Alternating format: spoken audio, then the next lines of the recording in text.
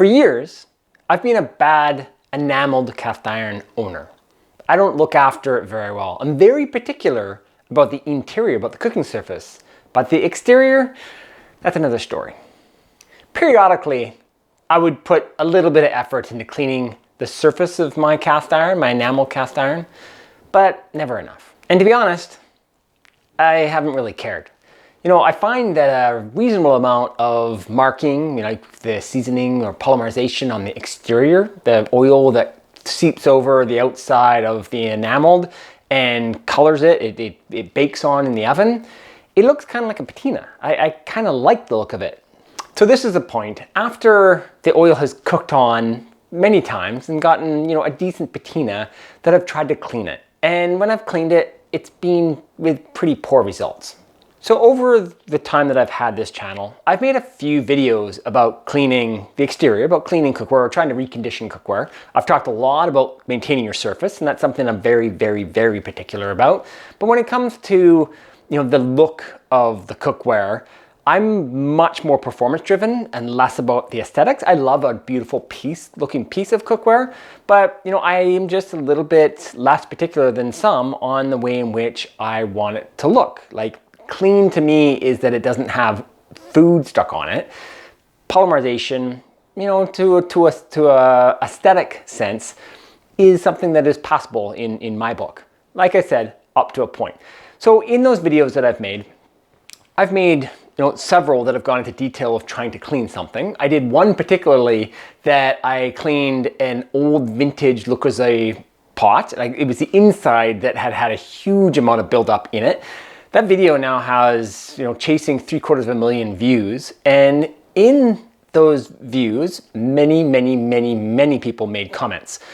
And I had, reasonably okay results in that. The pot itself had been damaged at one point in time. And once I got through the surface that was on there, I came to find that the pot was damaged. And, I felt, okay, season up, use it, totally fine. Some people disagreed, but really what I'm getting at here is that many people made a comment on ways that I should clean that cookware. I should have done it differently than what I did, and I shouldn't have used these tools. I should do different things. So while I've been thinking, the cookware that I have is starting to get more patina than I want, how am I going to go about cleaning it? So I wanted to find the method that was the easy as possible, so that if I can do something on film here, on camera, I can create something that you could easily do at home all the time. So I want to be very careful on the exterior of my enameled cookware. I use Staub. I enjoy the gray color at home, and I use Staub, but this can apply to any enameled cookware. It doesn't matter what really the brand it is. We're talking about the exterior of any colored of enameled cookware. This is not raw. This is where it has the glazing, the glass-based glazing on the outside. So I want to be very cautious of using something that could scour or cloud the exterior of the cookware. So I could easily go to my go-to for a lot of cleaning of stainless steel and all types of cookware, and that's Barkeeper's Friend. Barkeeper works in many instances. However, the one that works the best is the powder. The cream doesn't do quite the same job. The powder works because it has those tiny little fine granules in it, and that helps to work away on any of the enameled surface on the inside, or on even a raw cast iron or on a carbon steel piece. I can get whatever burnt on food or carbon buildup or whatever with Barkeepers. It's successful. So that's been my go-to. However, if I was to scour the outside, I'd be very concerned about getting a cloudiness to the sheen of the glazing. It would create micro scratches and create a cloudiness that I really don't want. So I read, and 3 different things came up often. So these were probably the things that were told to me the most of what, hey, you should try this way of doing it. And that was, number 1, using a Cascade Platinum Plus dishwasher pod and making a paste and applying it to the outside and letting it just do its work. Number 2 was baking soda and hydrogen peroxide. That was number 2. And then the third is Barkeepers, but using Barkeeper's Friend as like a paste and just letting it sit. So great. 3 things that people had sworn by. These work, do it this way, this is gonna work.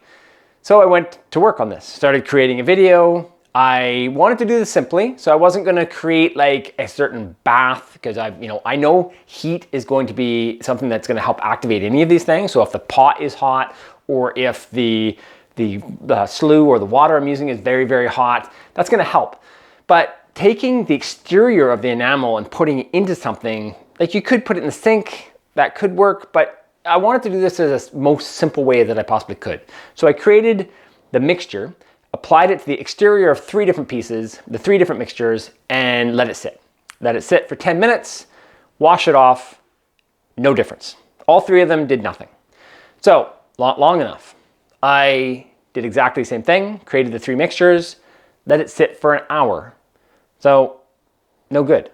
None of them worked. None of these things that people swore by that should have worked did anything. There was just no difference. Maybe it softened the exterior a little bit, but when I'm cleaning it with a soapy sponge, when I'm cleaning all the different materials off of the cast iron, it doesn't show any difference whatsoever. So what am I gonna do now? Okay, so I had the nuclear option, and the nuclear option is to use a lye mixture. And lye is caustic, it's dangerous to use. You can get skin burns, if you get in your eye, you're gonna lose vision. It's very, very dangerous to use at home. So it's not something you're just being like, hey, pull out the lye and just throw it on like Barkeeper's Friend. You want to be very, very, very cautious using it. So it's something that I don't suggest to people of, hey, just use lye whenever. So that is something that I didn't want to go down that route. Also, lye being as strong as it can be could over time cloud the surface, just like scouring it with Barkeeper's Friend. I so far haven't had that result. I've used it on the exterior several times because I've been doing the interior and I've just put a whole pot into a bath, left it for certain days. And it's like, wow, it does a really great job on the exterior. But again, that's not something that I'm gonna suggest for anybody at home to use. I wanted to find what is this simple solution? What is this absolute simple magic sort of solution that we could find that is just like, hey, that's easy, grab the thing, do the stuff, clean it up, no problem, it looks great, and move on. There's gotta be this, because so far what I have used, what people have recommended, doesn't work. I started reading lots of other videos about cleaning all different types of things that had anything to do with enamel. I spent time in Reddit, and Reddit is that kind of go-to platform I find where people have problems and they really discuss them in detail, and there's a lot of really experienced, intelligent people on Reddit. So somewhere that I've found some really valuable insight, and it was actually there that I saw someone to talk about a magic solution, and that was a magic eraser. The thing that my wife uses for cleaning the house, like a magic eraser. I'm like, I don't really know anything about a magic eraser except that it seems to work for her with marks on the wall or whichever, but I haven't had a lot of experience in using one. So before I use this on my cookware, I needed to decide, like, is this safe? Like, does it have chemical in it? Like, what is a magic eraser? So in my reading of an understanding about it, it is basically a polymer, and it behaves like micro sandpaper. So it's got little cells, open cells in it that will absorb in the grime and grease that you're cleaning with, though it's like as a sponge.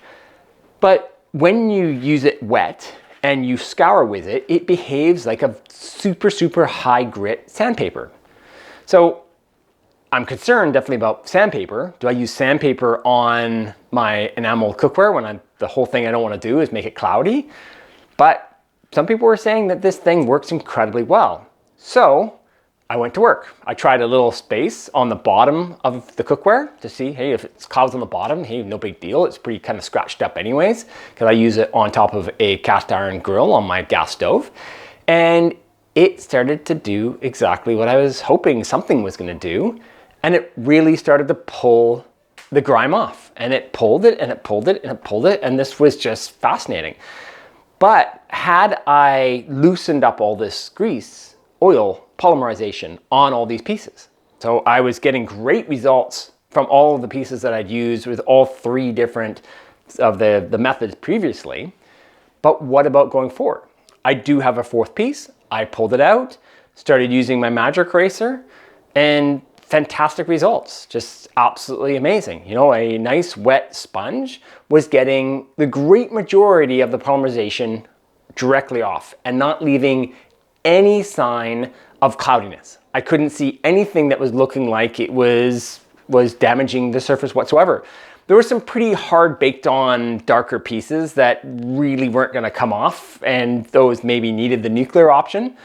But generally, I'd say 90% of what was on there was coming off with the magic eraser. And that was absolutely magic. It's fantastic. So I found the thing that seems to work for me. I'm not going to do this all the time. I'm going to allow this to build up. I find that, you know, I've had these pieces working for years, and now I'm at a point that I want them to be scoured down.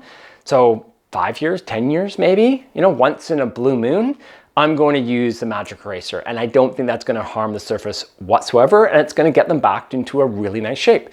So I hope that works for you. That's my easy solution and my magic solution with the magic eraser. Any comments, any questions, leave them below.